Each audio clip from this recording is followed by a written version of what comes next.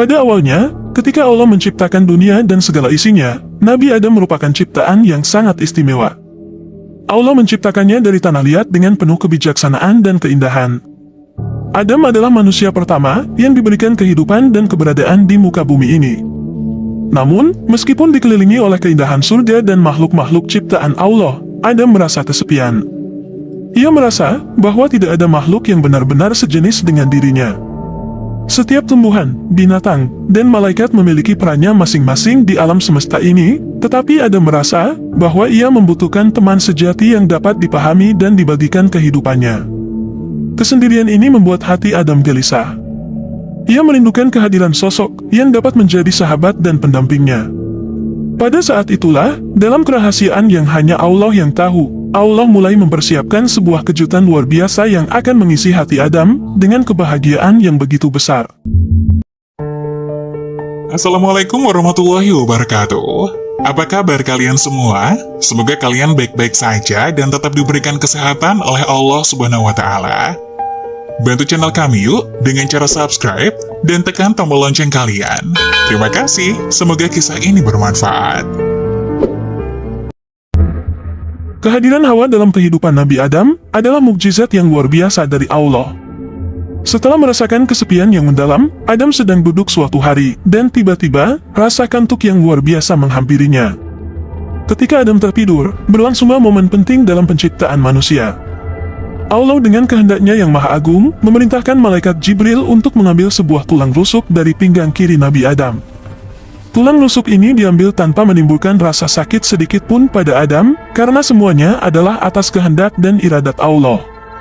Dari tulang rusuk inilah, dengan tangan penuh kasih sayang Allah, diciptakanlah seorang wanita yang akan menjadi pendamping sejati bagi Nabi Adam. Wanita ini diberi nama Hawa. Ketika Allah menciptakan Hawa, Dia meletakkan keindahan, keanggunan, kecantikan, dan keelokan pada dirinya. Tidak hanya itu, sifat-sifat seperti kebersihan dan kesopanan juga ditanamkan oleh Allah dalam diri Hawa. Hawa menjadi makhluk yang paling cantik di seluruh langit dan bumi, dan keindahannya tidak tertandingi.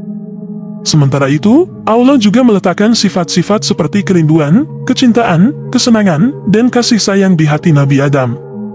Adam adalah makhluk yang sangat merindukan kehadiran seorang pendamping di langit dan di bumi. Dengan penciptaan Hawa, Allah mempersiapkan hadiah yang tak ternilai bagi Nabi Adam. Pada saat Adam terbangun dari tidurnya, Allah memperlihatkan Hawa padanya. Pertemuan pertama antara Adam dan Hawa adalah awal dari kisah yang sangat penting dalam sejarah manusia. Kemudian dalam dialog yang penuh kelembutan, Adam bertanya kepada Hawa, "Siapa engkau ini, dan untuk siapa engkau diciptakan?" Hawa dengan lembut menjawab, "Aku diciptakan untuk dirimu." Mendengar itu Nabi Adam berkata, "Kalau begitu, mari kita bersatu." Namun, Hawa dengan kelembutan juga menjawab, "Engkau sajalah yang datang kepadaku." Akhirnya, Nabi Adam berdiri dan menuju ke tempat Hawa. Setelah Nabi Adam dan Hawa saling berhadapan dan pertama kali bertemu, tahap selanjutnya adalah pernikahan mereka yang istimewa. Allah Sang Pencipta yang Maha Kuasa, memimpin prosesi pernikahan mereka dengan penuh kemuliaan dan keagungan. Sebagaimana diceritakan dalam kitab As-Sabiatu fi Mawaidil Biriyat karya Abi Nasr Muhammad bin Abdurrahman Al-Hamadzani, setelah Nabi Adam dan Hawa berdiri di hadapannya, Allah memberikan pakaian yang indah pada Hawa. Pakaian ini dihiasi dengan 70 perhiasan dari aneka macam perhiasan surga, membuat Hawa tampak semakin cantik dan mempesona. Allah juga memberikan mahkota pada Hawa dan mendudukannya di atas kursi yang terbuat dari emas yang cemerlang. Semuanya adalah tanda kemuliaan dan kehormatan yang diberikan Allah kepada pasangan manusia pertama ini. Para malaikat yang menghuni surga juga menjadi saksi atas pernikahan yang dilangsungkan di hadapannya. Mereka memuji Allah dan bersyukur atas kebesarannya. Dengan disaksikan oleh para malaikatnya, Allah menikahkan Hawa dengan Adam. Adam bertanya kepada Allah, "Wahai Tuhanku, apa yang harus aku berikan pada Hawa sebagai mas kawin? Apakah itu berupa emas atau perak, atau jauhar mutiara?" Allah yang Maha Bijaksana menjawab dengan cara yang penuh makna. Allah berfirman, "Bukan itu mas kawinnya." Allah memberikan petunjuk yang luar biasa mengenai apa yang sebenarnya diinginkannya sebagai mas kawin dalam pernikahan ini. Kemudian, Nabi Adam bertanya lagi dengan tulus, "Wahai Tuhanku, apakah aku harus berpuasa, melakukan sholat, dan membaca tasbih kepadamu?" Nabi Adam ingin memastikan bahwa ia akan menjalankan ibadah-ibadah yang diperlukan untuk memuliakan pernikahannya dengan Hawa. Allah dengan penuh kasih sayang menjawab, "Mas kawin untuk Hawa adalah engkau membaca sholawat 10 kali kepada nabiku dan pilihanku, yaitu Muhammad, yang menjadi junjungan para utusan dan menjadi penutup para nabi. Inilah mas kawin yang istimewa yang ditetapkan oleh Allah sendiri." Sholawat kepada Nabi Muhammad menjadi bagian integral dari mahar yang harus diberikan oleh setiap manusia dalam pernikahan. Hal ini menggarisbawahi pentingnya cinta dan penghormatan kepada Nabi Muhammad dalam kehidupan manusia. Dengan membaca sholawat kepada Nabi, Allah menghalalkan Hawa bagi Adam, dan hal ini menjadi tanda persetujuannya terhadap pernikahan suci antara manusia pertama ini.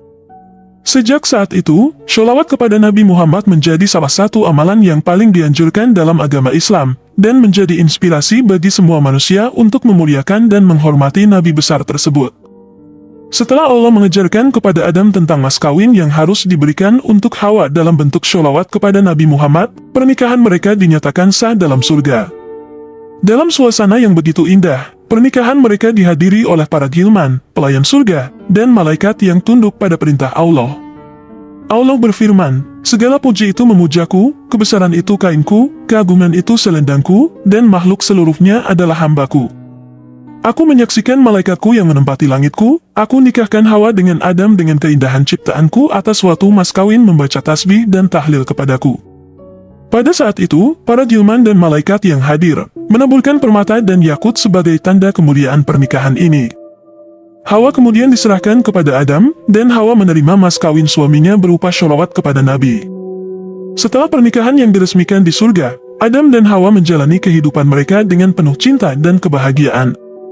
Namun, ada satu aspek penting dalam kehidupan pasangan ini yang belum mereka ketahui, yaitu cara reproduksi dan bersetubuh. Menurut kitab Al-Malakut, yang mengajarkan cara reproduksi dan bersetubuh kepada Hawa adalah malaikat Qadiril. Malaikat ini adalah salah satu malaikat yang pada awalnya adalah rekan sepasukan dengan malaikat Harut dan Marut, dan semuanya di bawah panji malaikat Mikail. Malaikat-malaikat ini pernah turun ke dunia untuk membantu Nabi Idris dalam memerangi iblis dan kemungkaran makhluk nisnas. Namun, nasib malaikat Qadiril berubah tragis, karena ia gagal melaksanakan tugasnya saat masa Nabi Sulaiman. Sebagai akibatnya, ia diusir dari surga dan dihukum oleh Allah, hingga sebelah sayapnya terbakar, dan nurnya nyaris padam. Dalam kitab Al-Malakut diceritakan, ketika Adam dan Hawa masih berada di surga, Hawa mencoba menghiburnya, dengan mempraktekkan persenggamaan seperti yang telah diajarkan oleh malaikat Qadiril.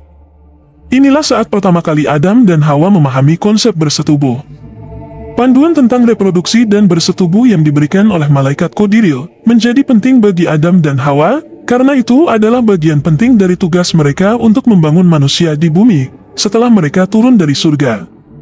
Dengan pengetahuan ini, mereka siap untuk memulai peran mereka sebagai orang tua pertama di dunia ini. Adam dan Hawa, setelah mendapatkan pengetahuan tentang reproduksi dan bersetubuh, mengalami perubahan besar dalam kehidupan mereka.